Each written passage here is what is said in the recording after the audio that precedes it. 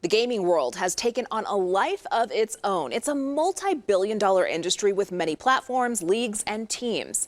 Denver 7's Brian Sanders introduces us to a game developer in Colorado launching a new game.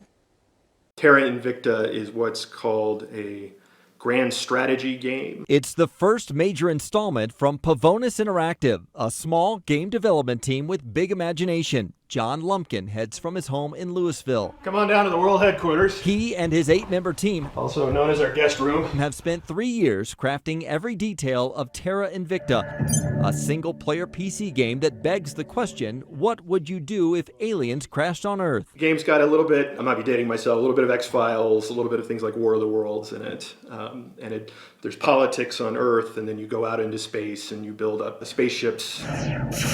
The story and strategies evolve with the choices you make in what translates to an hours-long campaign and the mental escape many need right now. Gaming is something you can do safely at home, but it's still a way to interact. I think a lot of it is the hour of entertainment you get, hour of leisure you get per dollar is actually incredibly high. You may even notice a guest appearance from yours truly after makers designed me into a small role. He's investigating where the aliens crashed. The game is currently in alpha testing, where Kickstarter subscribers sign up to play the game in its raw state and fix the bugs.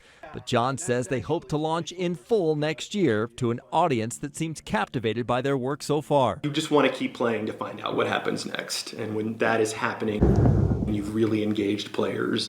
Brian Sanders, Denver 7. They gained popularity in chat rooms and gamer forums by modifying already published games and were eventually encouraged to make a game of their own. For a detailed explanation of the game, here's more from John Lumpkin. It's a game where you can run like a space empire, or you run, there's historical games like this where you run France from 1750 to 1820 and you play out history in that style of game. So these are big kind of top-down strategy and management simulations where you manage economies and wars and things like that. And that's what Terra Invicta is. It's a grand strategy game. It's set in the modern day, and but it's set within if an alien invasion happened right now. So you as the player, you run not a nation, but sort of an ideology about what to do about the aliens. Are we going to fight them? Are we going to surrender to them? Or are we just going to try and profit off what's happening? So the game's got a little bit, I might be dating myself, a little bit of X-Files, a little bit of things like War of the Worlds in it. There's politics on Earth, and then you go out into space and you build up spaceships and a space fleet to go fight the alien ships as they're coming in from the outer parts of the solar system.